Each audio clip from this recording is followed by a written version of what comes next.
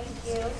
We love the full room, the Richards room, and I'm sure we've got some more who are going to be on their way. So we'll give everyone just a minute. My name is Jessica Wiener. I'm the Associate Director of Admission and Financial Aid. And I wanted to just get everyone situated, and then I want Wellesley Wilson to say hello, and she's going to make her way down here, and we'll get going. All seated? Yeah, we get going quickly. Hi, everybody. How's it going? Happy New Year. Here we are in 2020.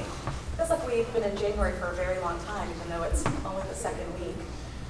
My name is Wellesley Wilson. I'm the Director of Admission and Financial Aid here at Harpeth Hall, and I'm so delighted to welcome you back for our Parent Perspective panel. This is my favorite event that we do. We have spent all year talking with you about why we believe single-gender education for girls to be incredibly important. We've talked with you about competence, innovative program and curriculum, why our teachers are masters at what they do, how much they love their students and their subject matter. But tonight, this is about you and your transition. And so I am excited for you to hear from our current parents. They're all in different stages of their time here at Harpeth Hall. I hope you ask lots of great questions. I hope this night is fun and insightful. And I hope that together in this room, we can just delight in the fact that we are all raising girls. So I'm excited you're here. I hope this is a great event for you, and I'm going to turn it right back over to Jessica, who's going to kick us off. So I'm so glad to see you all, and I hope it's a great evening for you. Thank you for being here.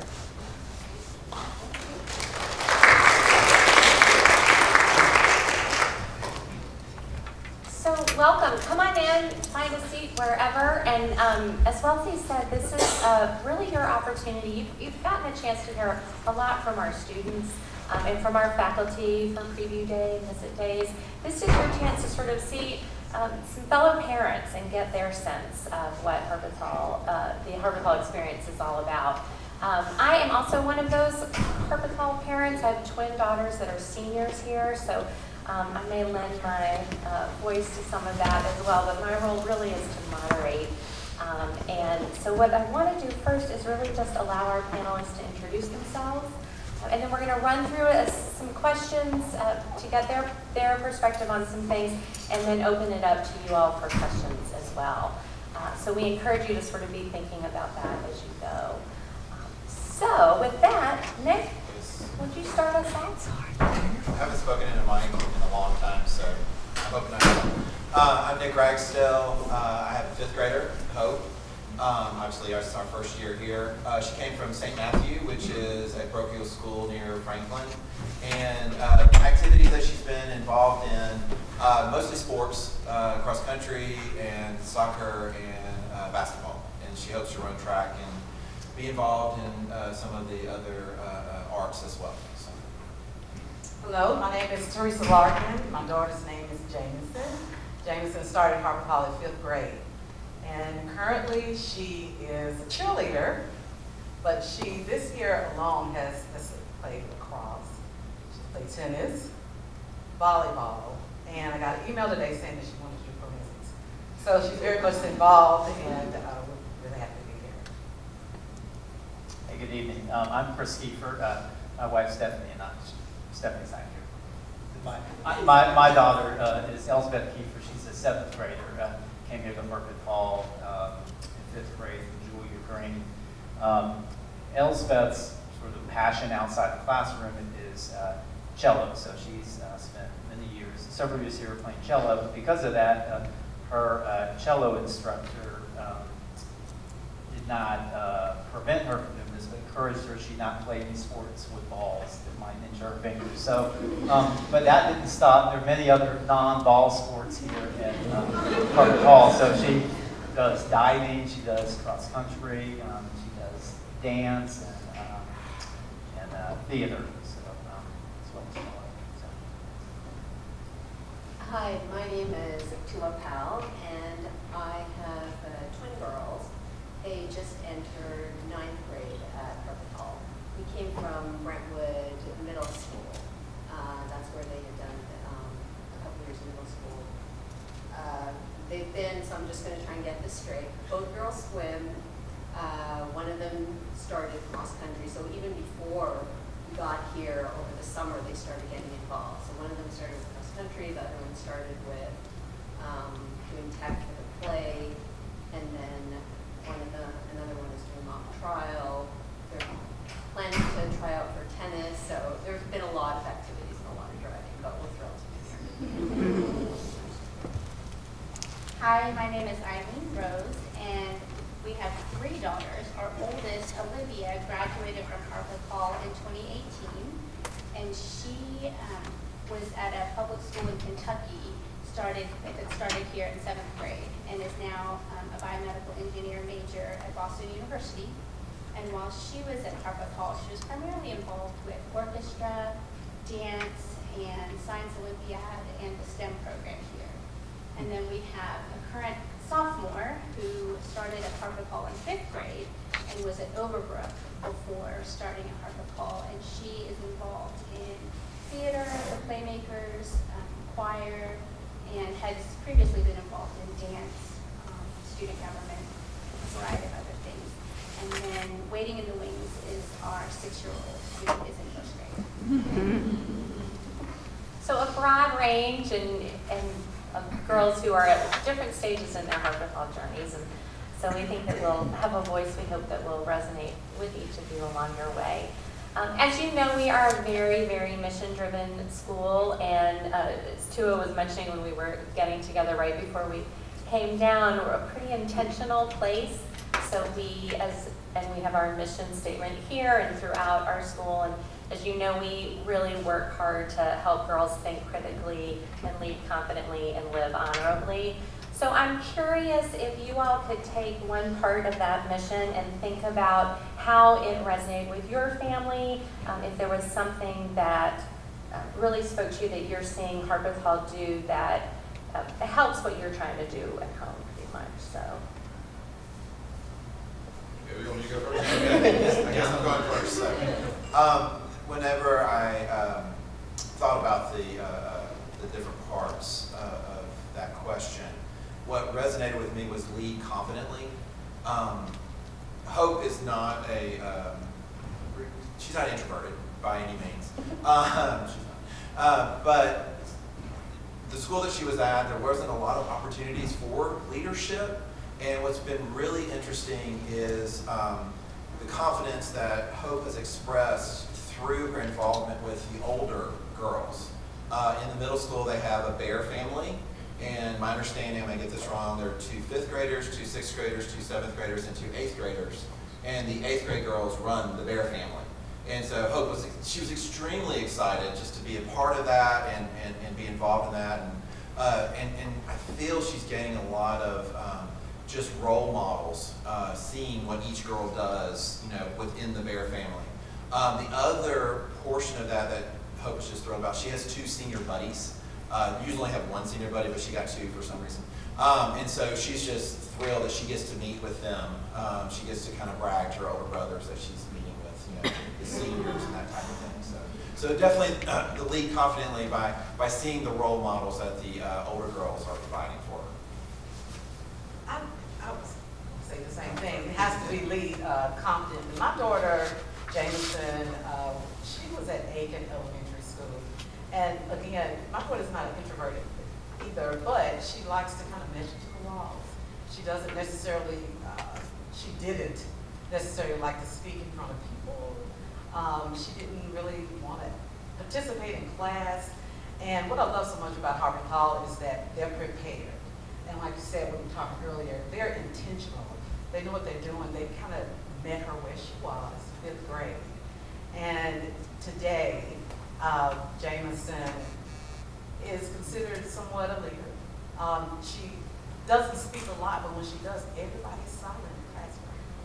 And they want to hear what she has to say.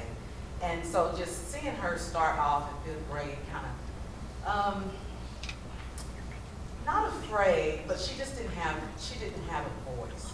And of course, she's middle school, so they're working on all of that. But I feel like Harpeth Hall met her where she was. And it has to be like maybe 5th grade where they have an assignment where they stand up in their chairs and they go with their homework while they're standing in their chairs and they're reciting and they're reading out their homework and things like that. It's those type of things I think that help Jameson find her voice. And here it is, 8th grade, and yeah, she's a little bit a part of everything. And she's not only part of seeking out things like that here at Harper College, she's now coming outside of school too. So I think that we compliment definitely. Jessica, I'm not sure where my response fits into these three things, but I think I want to share something that may be important, maybe we can make it relate to it. My daughter Elspeth has a fiery sense of kindness and fairness and justice, and not that Harpeth Hall Middle School is full of not so nice people, but there's middle school drama and the girls figuring themselves out, and there have been some, dramatic events that happened kind of over the years, and as much as I want to help her work through some of these situations she's going through at school, I've not been able to, but the staff here on campus, Ms. Bridgewaters and some of the other counseling staff, any sort of issue that the girls are having, whether, how do I respond to someone who is saying something that hurt my feelings, and just kind of what I call life skills. I've not been able to help Elspeth out. She doesn't always take my advice, but she's been so open to the counselors here, and through that, she is so confident in who she is, and she is confident to defend, sometimes not so nice behaviors that girls, show each other. And I'm careful to say it's not that Harpeth Hall is full of, mean students, but, it's middle school. I never believed in this until my daughter started telling me these stories. But I'm not sure where that fits in, but that's my. I'm gonna take the liberty to slot that into living honorably. Would you? I'm gonna do that because what I think it speaks to is, and I've mentioned this a fair amount. It is difficult to be unkind to someone that you know, and one of the things that Harpeth Hall does is make sure that we all know each other. And what you just said about Elspeth feeling supported, that she's confident in herself, the girls feel known here. And they feel that when they do use their voice, people are going to listen to them. And there's so many different kinds of leaders here, but to be able to live honorably is to be able to see this behavior doesn't feel right to me. I don't want to follow in this path. What are the tools that I need to make some changes there to change how I respond, and hopefully to change the community for the better. And so I would put that into the living honorably. And I will say our counseling, our life balance program, our leadership development and our counseling program, they really do so much to help mitigate what is natural development for girls in terms of finding their way, changing up lunch tables and science tables, and who you're on the bus with, and who all of that. There are a lot of moving pieces in the background that the girls don't see, but we really do work to make sure they've got that foundation there. So. Okay, so I think a lot of what I would have said has already been said, but I'll just focus on a few things. I mean, the mission statement itself, us as a family, it really resonated with us. And I'll say, when we were in a great school system, at Brentwood Middle School, but the kids, and there were lots of opportunities to participate in clubs, but for whatever reason, the girls didn't. And they came here, I think they signed up for 10 clubs, like there's a club there during, I don't know, within the first week or two, and each of them signed up for 9 or 10. I mean, one of them was signing up for a Chinese club, and she's never, spoken Chinese. But again, I think it really fosters participation. One of my girls, again, they're on the shy side, but they will speak in school and they're high achievers. But again, they hadn't really participated in much in middle school other than swim team. And one of them put her name into the hat for running for student council within the first week of being here. She didn't win, and that was okay, and she didn't feel bad about it. But I think that, again, speaks to what this school is like. And then, another thing that I've noticed, they are very, very intentional with everything they do. And I could give, many, many examples, but one of the things is, before every test, they'll have to sign a pledge. And it goes through, I forget exactly what it says, but it encompasses their mission statement. You can probably say exactly what it says. But again, it's intentional because it puts in their mind that they're not supposed to cheat, that they're not supposed to look at other people's answers. So again, I think these are the kinds of little things that are going on behind the scenes that I feel are really beneficial to the kids. I think I would echo everything that they said. It applies to my two daughters that have been here. But in making a decision about sending our daughters to Harpeth Hall, the question was always, why Harpeth Hall? And I think the think critically part was really important for my husband and I as the grown-ups in the room, because that's what we're looking for. Academics is a priority. Obviously, the social and emotional aspect of it was critical as well. But the reality is, for us, when looking at education, it's about the academic part of it too. So knowing that Think Critically was in the mission statement, and knowing that they would be guided in what the experts are now calling a growth mindset. It wasn't regurgitation in the classroom. Knowing that everything was intentional, that the faculty here attend continuing education seminars that are specific to girls' education, that are cutting edge in terms of teaching styles and the pedagogy that's out there for education, and specifically girls' education. Knowing that when our girls have struggled academically, it was on them to find a way to get the answers about growth. It wasn't about begging and pleading for a couple extra points so mom won't get mad at me. It wasn't about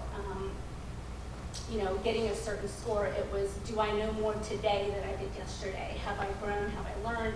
If I'm struggling, what do I need to do to find a solution to learning how to take a certain type of test, to learning how to write a lab report in a way that will prepare me for the science world.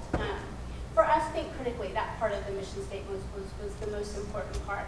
And in asking ourselves why Harpeth Hall, all of those questions were answered. The experts were there. They were consulting experts to make sure that our girls were getting what they needed in the classroom, and that they could eventually become the experts. That's great. Yes, I agree wholeheartedly with that and love hearing about it. That's a great segue to our next question, which was really about faculty interaction. And you have, I'd love for you to sort of do the segue and elaborate a little bit on that too. And speak, we're in winterim right now, as you're probably aware. So it's been, our campus has a wonderful feel of it's a little quieter because our juniors and seniors are off, but it has this sort of quieter and expansive feel all at the same time right now, because if you're following any of our blogs and social media, our girls are literally all over the world, from Kenya to New York City to Paris to downtown Nashville, Ethiopia. They're truly, truly everywhere. And they're mural painting here, and we have this fast fashion class that's happening, so you probably saw the clothes racks outside.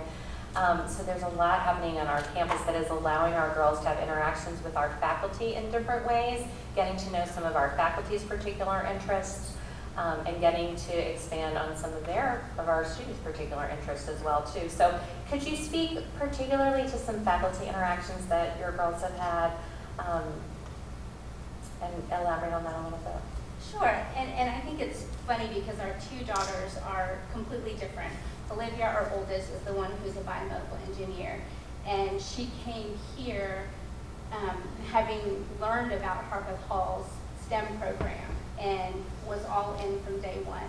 She did the SEEK research project in 7th grade with science and engineering focus. She participated in the summer STEM programs. Dr. Gardner was her mentor as she got into the upper school and was invaluable as a resource to model that she is a biomedical engineer PhD here helping girls achieve their dreams. So it was important for her, for Olivia as a girl, to have a female role model. And in choosing her school, she chose a biomedical engineering program that had as high a percentage of females in the program as possible. And that's why she ended up where she was. So they were here for her as resources and as mentors in the science field. And then for Joya, our second, our interactions with the faculty, when I talk about growth mindset, that's the part that I think about the most, because from 5th through 8th grade, she was just breezing along. Everything was great. She was just cruising, and it was, a piece of cake. And then she hit 9th grade and kind of hit a wall and realized that she had to kind of gear up and work a little bit harder. And that was really strange for her.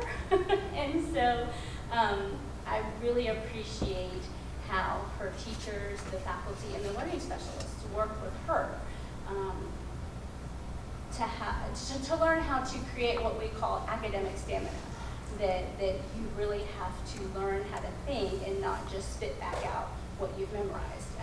The transition from middle school to upper school was one where she had to actually do a little bit of independent analysis, and that's just part of growing and maturing, and I'm so thankful that she is learning that as a 9th and 10th grader and not being surprised by it when she gets to college. But I would say the other thing as a parent that was always comforting for me was that when we would come in for the parent conferences, I never heard the words, "Your girls are fine. Everything's fine. Thanks for being here. See you later." We had concrete examples of things that she was excelling in, things that she was struggling with, things that she had set goals and where she was along the way. So every parent faculty meeting that we walked away from, I think in the conversation it was always something about the fact that the teachers and the faculty and the staff here, they know our girls, they know them. They can say specific examples about their personality and their learning styles that make us feel comfortable that they're getting what they need. Great.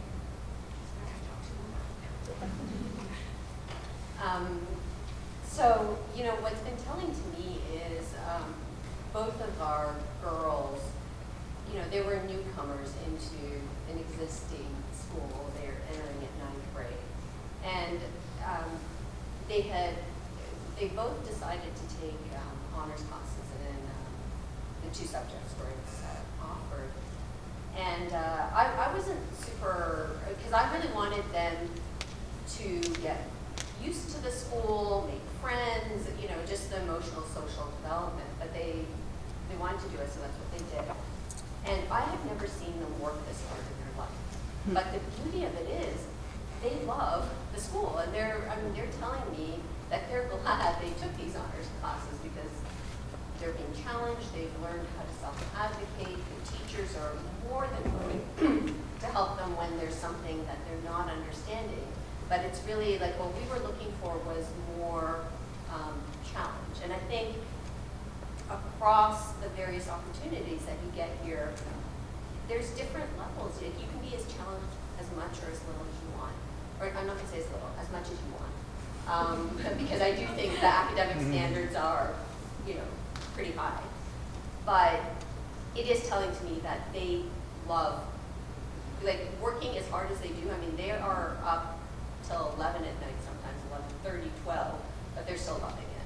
The other thing I'd say is, again, with the self-advocacy, I've really seen how when they don't do so well on a test, they don't feel uncomfortable going to a teacher. They'll come, and the teachers are always here at 7 in the morning.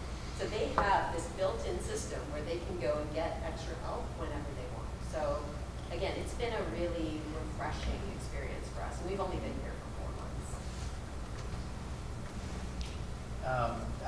I think my daughter purposely tries to not ask me for help.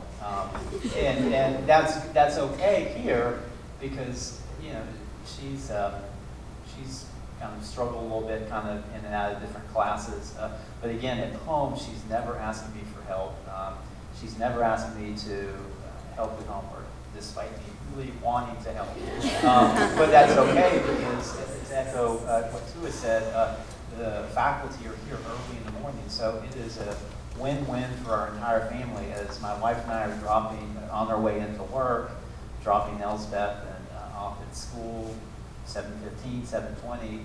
She always goes and sees her teachers almost on a daily basis, depending on what subject she needs a little bit of extra guidance in. And so far, so good. I've made it, because she is confidently and independently managing her homework, getting help from the faculty early in the morning or after school.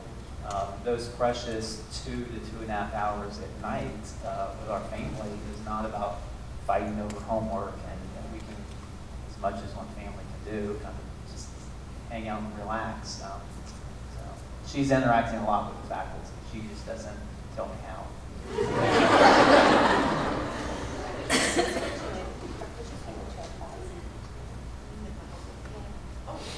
I do want to touch on, we started again, Harper Hall's 5th grade. My daughter was a rock star at Aiken. Academically, you know, the honor roll thing, you know, all that stuff that goes on and on and on. And the first year at 5th grade, Harper Hall, first 9 weeks, she was great, everything was great. Second 9 weeks, you know, we're up late, homework, I don't know what to do. You know, and I was thinking, oh my God, maybe here. This is a bit much. As you all may know already, the curriculum is robust. So I thought, okay, well maybe I should talk to Jameson's advisor. And I got in and I said, hey, you know, we're up late. You know, homework it's not fun anymore. And I want my daughter to be supported. She's thriving. And she's, you know, even if she's not doing so well, she's okay and she's going to get it and she knows it. And then the way that she was wired, I just didn't want her to be kind of stuck somewhere in the room alone with these girls, little chefs, and you know, girls are all just getting all this information and processing so quickly. And so I talked to Jameson's advisor, and she said, "Your daughter is not the only girl that started at Harper Hall from public school or from somewhere else that had not had this type of pace, that didn't have to start at this pace and keep up. We already know that." And through the entrance exam, they see all of that. And they are aware of where your daughter is academically, they're aware of how she's going to perform. And so basically the message to me was, get out of the way. It was, and like you said, I was like, okay, yeah. You know, no problem, but again, she's my baby. You know, I want her to get this, I want her to get it, and I want her to get it well, because 6th grade is coming and she has to know it. And it was like, we got this. They did. And so what happened in terms of advocating for herself and the advisory and the teachers, they didn't want me necessarily to talk to Jameson about not finishing her homework, or I didn't see the grade for this, or I didn't see how was this assessment. They didn't want me to do that. They wanted me to get out of the way, and they wanted Jameson to advocate for herself. They wanted Jameson to come in and say, hey, I missed something here. What happened? Could you help me? What time can we meet? They wanted Jameson to do that because, again, the way she's wired, they were pulling something out of her. They really were, and they did. And so now, you know, any kind of challenges, any kind of struggles that she has academically, she's like, I gotta be school at 7. I gotta be school, and she's up. You know, it's basically her schedule now. You know, she pretty much tells me, okay, well, I'm meeting my math teacher on this day, I'm meeting my English teacher on this day. And what's so great about the school, and I'm sure you all can agree with me, is that all the girls in the classroom want everybody to succeed. They do. Their conversations are not about grades because of the honor system. They don't talk about grades. They talk about, oh, did you get it? Well, Okay, well, are you going to lunch today? Will you be in aftercare? Okay, well, we'll do it. You know, and there's always one or two that's like, you should have got this, you know. But, yeah, there are. But as a whole, the girls want everybody to do well. They do. And it's not cool not to have homework here at Harper Collins. That's not cool at all. So if I want to get back to the advisory, when you go to advisory, Harper Collins does a good job in going beyond curriculum here. In advisory, the girls get a chance to just relax and talk about whatever's going on, especially depending on what grade they're in. Fifth grade, it was diversity. Second grade, it was how to get along with your friends, and how to, change when you're changing up peer groups, because they will. The best friend that they met the first day of school, won't be the best friend in about 9 weeks, And so you have to go through that. But they talk about that. So the girls are prepared for that. They're given tools on how to communicate, how to, again, decide, well, this may not be the behavior that I want to be around. Or they may talk about relationships, relationships with your family, relationships with your church, relationships with different people, all of those things. And I think that's on rotation, and it's maybe every 7 days or something like that. Advisory. It is. Advisory is basically every 7 days. Coping skills. They teach the girls and talk about some coping skills. What else? Life skills, basically. So it's beyond curriculum here. It's a holistic approach to education, I think. What we're doing right now for middle school advisory is helping the girls prepare for their parent-teacher conference, which is a parent-teacher-student conference, and the girls will actually be leading those conferences. So we have several advisories set aside, and the girls are drafting those presentations and putting them together, and they're using different platforms to do that. It'll all be on their laptops, and they will sit and run that whole thing. And the advisors, I'm a 7th grade advisor, will really get to sit back and watch them, and the parents are, it's pretty remarkable to see that. So that's what we're doing in advisory at the moment. So, yeah. Should I stay with the same question? If you Okay, would like to. I'm sure. Yes. Okay, so from a parent of a 5th grader, in terms of the kind of the connection with a teacher and the classroom experience, the 3 things that I thought of, just real quickly. One, the teachers are very accessible and they're very approachable, right? That's kind of what people were saying, Hope was rewarded, was applauded for coming in early. She was one of the first 5th graders to come in and start utilizing that resource. It's extremely helpful as they transition from their school emotionally and academically. And that kind of leads me to the 3rd point. It is challenging. Hope has gotten lower grades than she did at St. Matthew, but that's okay. I was kind of chuckling to myself up here. In English, she had a short story test, an exam over short stories. And so in my head, I'm like, oh, well, they've read these short stories and they'll have questions over the short stories. No. What they did is they gave them a brand new short story in the classroom. The day of the exam, they read it and they had to analyze it, basically. And Hope had written 2 statements, and the teacher said, this statement contradicts the previous statement. In my head, I'm like, I'm pretty sure Hope doesn't know what contradicts means. But it was great because, it was a good point for us to say, look, what you did at St. Matthew was great and wonderful, and you got A's, but now they're expecting this much more, right? And so it was a good opportunity for her to show where she needs to step up just a little bit. So. I think we've talked a lot about, and this speaks to sort of the integration that we aim for here too, the ways that you've seen your girls grow personally through their advocacy, through their academics, and socially as well. So I'd like to talk a little bit about you guys now and see if you have ways, thoughts about how you've been able to be involved at Harpeth Hall. And particularly for those of you who are looking at our middle school, I have to be the one to tell you, there's a separation that happens where you aren't in the lunchroom. And so I was hoping you could share some thoughts on how Harpeth Hall parents remain engaged in our school, family, and community, and with their daughters.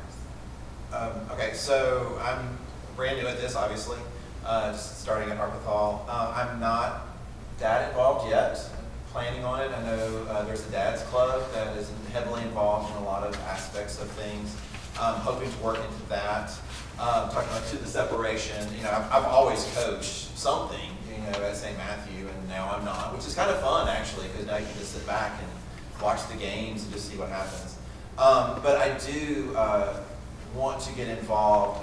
Jessica mentioned the winter room that's going on right now, and I am hoping to get involved in that as well, involving some of Harpeth Hall students in some of the job opportunities. I work at Belmont, so some of the science STEM opportunities that we have at Belmont, and get them involved and hopefully help them explore some of those opportunities as well. So it's a plethora of things, but those are how I want to get involved.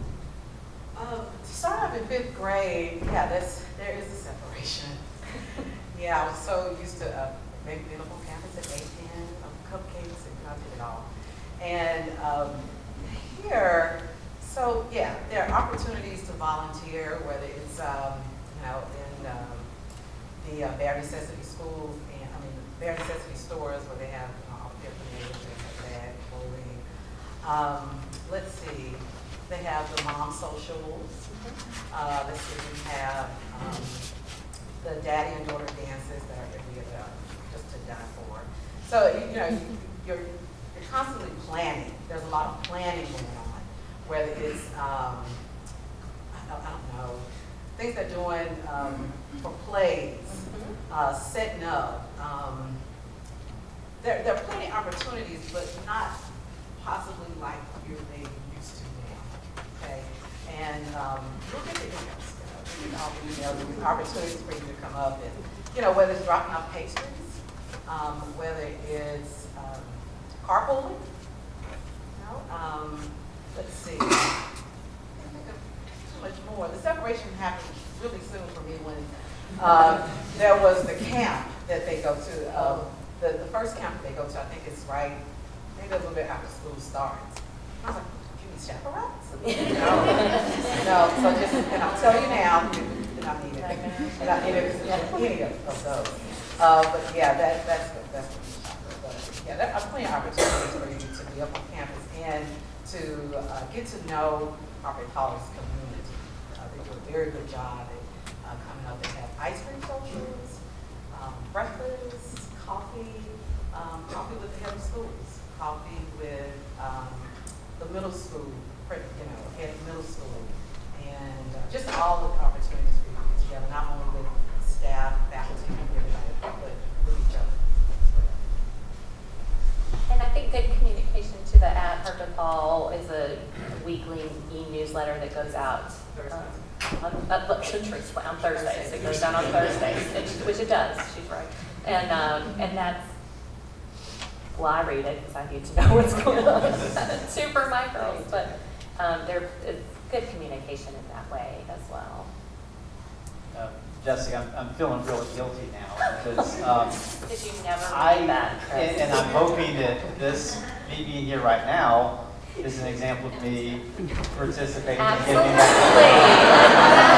Absolutely. But this may sound like an excuse, but it's my trust and faith in the process here that's allowed me to step back and let Elsbeth. Elsbeth's a student, my daughter's a student here, not me. And so I'm trying to not get involved, but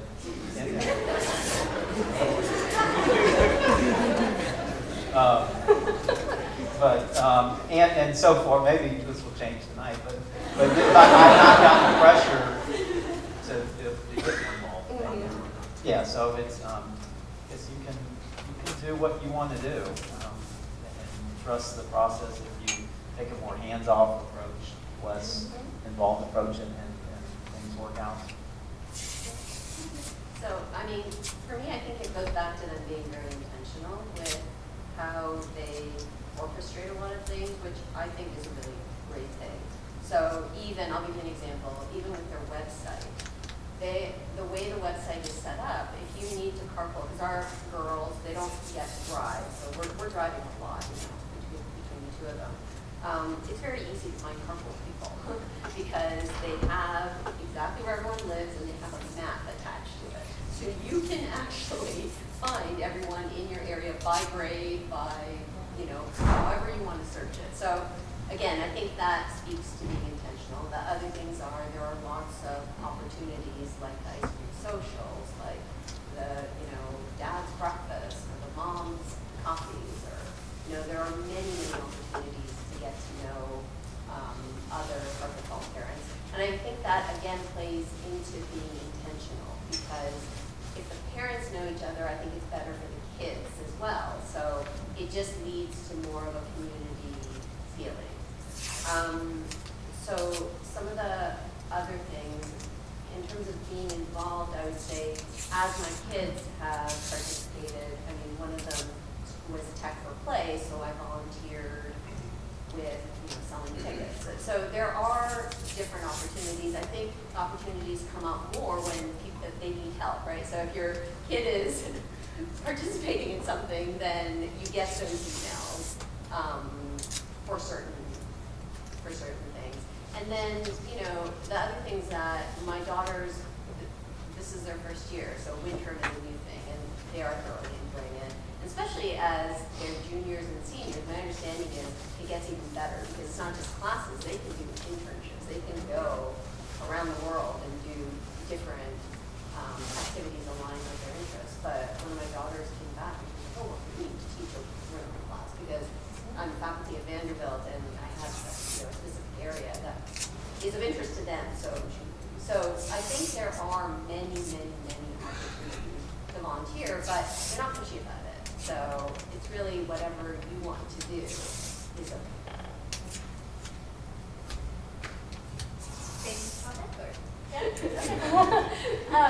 I think, again, everything they've said is absolutely true. So I think that mine might be the parent that's had a student here the longest. So the Olivia started in 2012 as a 7th grader.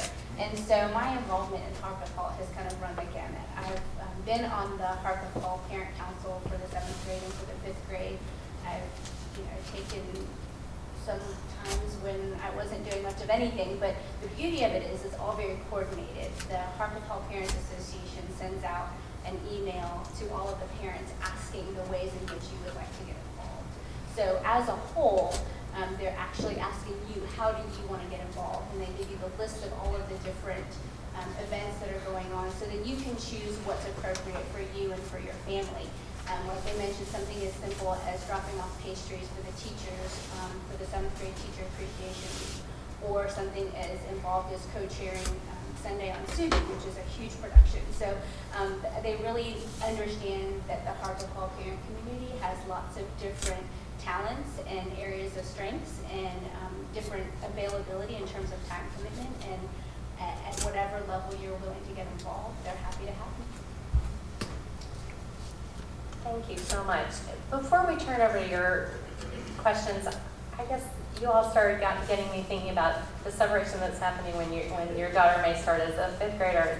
I'm in the position now, my girls are seniors, so we're facing big separation, mostly for their younger brother, I think. But what the parent opportunities that I see happening for the senior parents right now is really truly an opportunity to delight in your daughters and to see and sort of step back and revel in the people that they've become.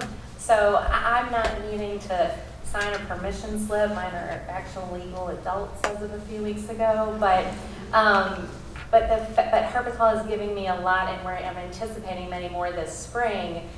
It's giving me a lot of opportunity to sit and reflect and be with them and their friends with whom they're so close, and with whom I've become so close, to really see the young women they've developed into. And so in some ways it really does come full circle, and this sort of senior spring up to graduation is pretty a remarkable time here. So I'm very eager to experience that. We'd really love to hear from you. What questions do you all have? We have such wealth of information here. So anybody have a question? Thank you. I had a question for Eileen. You mentioned that you moved from Kentucky and started here. What was that transition like? New curriculum, new friends. What was that like to really talk about the first, say, few months? It was so seamless, and I think I know that I have Harper Hall to thank for that.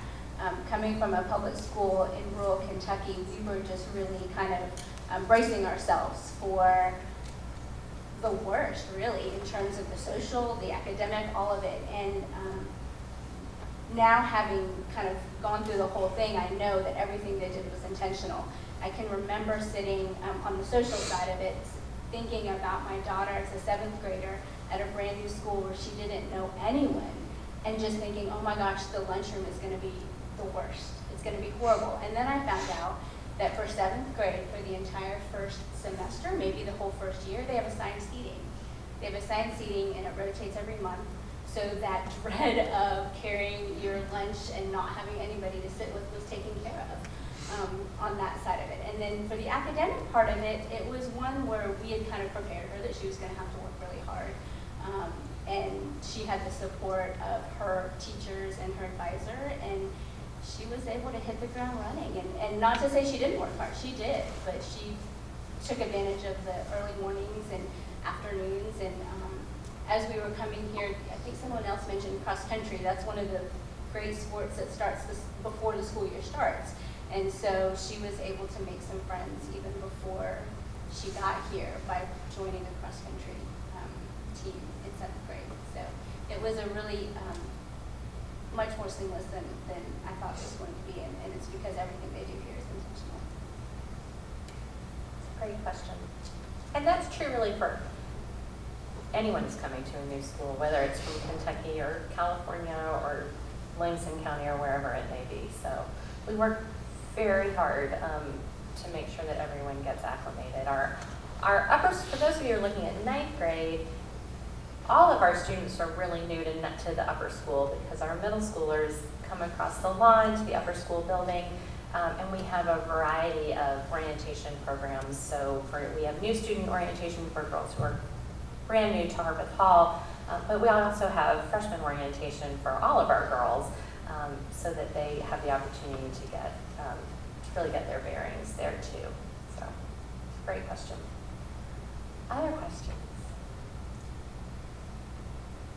Yes. I was just wondering, during the summer, are there programs here, and do the girls come back? Are they involved, and if so, in what ways, or how was that? Have any of the parents had experiences doing? So the question is about summer opportunities at Harpeth Hall. So Harpeth Hall runs a series of summer camps for a wide age of girls. Those are staffed very frequently by Harpeth Hall faculty, and most of the counselors are Harpeth Hall girls. So that is a really fun opportunity. One of my daughters is an all-sports camp counselor. That's what she does. So girls have the opportunity to do that as well. And those are actually online if you're interested in finding something for your daughter to do this summer. They are all on our website, and you can register for our summer camps. So above and beyond that, Harpeth Hall is host, and you all saw it tonight with the traffic, to a lot of athletic events in town. We have these incredible athletic facilities here that we like to share. So a lot of community athletic teams will participate in sports on our campus too. And then we have the Harpeth Hall MBA musical that is generally Labor Day weekend, and so rehearsals for that start in the very beginning of August, and that's for our upper school students. And that's just one example of some of the joint things that we do, and that's something that our students participate in on the summer as well. Do you have anything to add to that? I was just going to say, Hope went to one of those camps. She went to the cheer camp, right, and to get involved and meet some people, and it was kind of fun. my boys go to NBA, and so when she went to the NBA football game, she would see the girl who led the cheer camp, and she would run up and they would talk and stuff like that. So. Yes? I have a question. I love the no-cut policy for girls. I wanted to ask the staff or maybe some parents, like, you know, some of the children or the girls that didn't make the starting team, or maybe they weren't even on the secondary team, they were below that, or like 3 levels. Have you seen any girls try something new, be on the lower level squad, and then excel into the upper varsity or whatever you would call it, first team? Oh, sure. So this is a great question. This is about our no-cut sports policy in the middle school and in some of the upper schools, and then how that ramps up and how you can try something new, figure out that that's something you're interested in, and excel in that. That happens all the time here. The girls love the fact that they can try whatever they want to try. Particularly for our 9-year-olds who are looking at Harpeth Hall, they want to try, your daughters want to try everything. Everything is available to them, and everything here is available to them. So one of my favorite stories, so we have a fully no-cut sports policy in the middle school. We'll have as many teams as we need. We have the green team, the A team, the B team, and you can jump in wherever you want to be on that. We also, in our upper school, have at least one no-cut sport each season. So for our girls who are interested in participating in a sport, they will have that opportunity. So you can run cross country, you can swim, you can run track. Those are just 3 examples of the upper school no-cut sports. That's not true for all of our sports, so we have very competitive sports that have some cuts for space reasons, but swimming is a fabulous example. So as you may know, for the 2nd year in a row, Harpeth Hall has the best swim team in the country.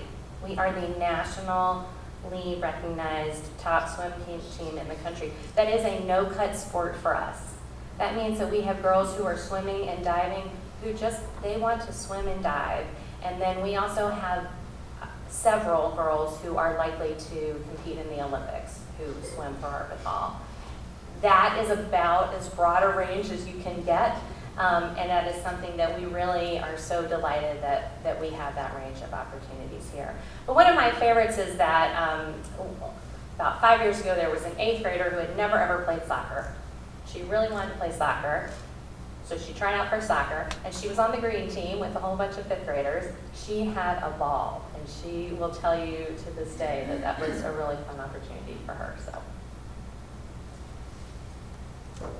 y'all want to? Okay. Other questions?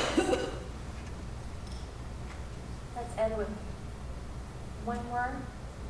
Thank you, Grant. So our daughter's currently at Metro, so we get every 9 weeks a report card, and then maybe once or twice a year we kind of sit down with the teacher. From your story, it sounds like there's also much more nuanced interaction that you can have with the faculty here in terms of back on personal space. This is all about a very independent person, but still like a lot of visibility and how she's doing. Here's the question would be, what's the most effective way of kind of understanding how your daughter's doing? And I'm sure it changes from 5th grade through 12th grade as there will be more and more of this, but how have you been able to find kind of that balance between visibility but space and letting them grow? Let me repeat the question. It's an excellent question. So the question is, how much am I going to hear about my daughter? You know, my school now, we get these report cards, we have the teacher conference, but it sounds like from our panelist experience that here you can have different levels of engagement depending on what your daughter may need. So the question is sort of how does that work, and how have you managed that? Wanting to know, but also wanting to give her space. Again, I think it was realizing that she was safe here, and I was welcome to ask questions. I was welcome to email a teacher whenever I needed to, and the response are prompt. And there's never a cookie cutter type, oh, she's, as you said, she's doing fine, oh, she'll be okay. A lot of the girls had a problem with that. It was never that. All the responses spoke to Jameson. They spoke to my daughter. And in 5th grade, they decide what type of learner your daughter is. And again, they meet your daughter where she is. I think for me, evolving as a parent, I had to take that mentality of my daughter is, this bright student that's going to come in and she's going to do so well at Harvard Hall, because she was at Aiken. I was like, this is crazy. And it wasn't, and I'm glad that it was not, because you have to open yourself to learn. That's what learning is all about. So I definitely had to take a step back. I did. I had to take a step back because I was so involved. And it was the homework, I think, that was so telling. The homework period was very telling for me. Because we would sit down, and I was always hands-on with her homework. We would sit down and do the homework. It was so much. It was so much. Oh my gosh, we just got home, it's 5 o'clock. And there were nights when we weren't going to bed until 9:30, 10 o'clock. And that was late for us. And I thought, we're not getting something, we have to start over, what is going on? And again, contacting her advisor and saying, this is what's going on in our home. This is what's going on at 5:30, 6 o'clock. We eat at 7. Well, couldn't eat at 7 this time, or we have to pick up this food at that, and we get home, and she has geography, and it's, it took us an hour and a half. And, as they're listening to you, they already have a plan, and they're listening to, oh, okay, well, why don't you take this out of your schedule? Or I tell you what, leave it alone, get her here at school at 7:30, and you'll see a difference. So you just have to evolve into what works for you and what works for your family, but be in touch with the advisors, be in touch with the teachers, because they have a plan, they've seen it all. I guess what I can say is that they've seen it all, and they welcome, they want you to be involved. They do, but at the same time, they want you. It's trust. Trusting and knowing that they have an idea of where your daughter is based on those tests. If they take the entry-level test, entrance test or something that they take before they get here. They know where your daughter is. They are. And they'll meet her where she is. So I had to just kind of take a step back and say, okay, I'll let you do what you do. And they told me, I can remember a conversation I had with an advisor, and she basically said, give us a year, maybe we'll take 2. And I'm literally, when we come home now, she goes to the same place where she's always gone before to do her homework, and that's just her space, where she's calm, where she's open to, reading, and it's quiet there. I don't interrupt her. It doesn't take her 10, 11 o'clock, and if it does, she knows to stop. She knows to stop and say, oh, I need to get to school. I say, okay, no problem. So it's kind of like evolving into allowing them to be more independent, but it's going to take a lot from you to kind of be hands-on. I don't know if that answers. Yeah, I think Yeah. that's what we should expect. Yeah. And you'll get regular reports, so you'll get mid-quarter and quarter, and you'll get teacher comments and advisee comments, and more teacher. You're going to get that stuff. And the girls are happy to talk about it, the teachers are happy to talk about it. We want the girls to learn exactly what you're saying, Teresa. At some point, it's not going to be productive anymore, and that's a lesson to learn too.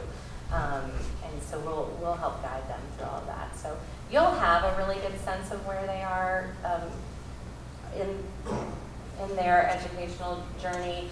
You won't have to be saying, hey, how'd you do on that? And part of the evolution here is to make that the girls really own that, and they own those interactions with their faculty members as well. So we are delighted that you guys could be with us tonight. I want to thank you all so much. You guys were absolutely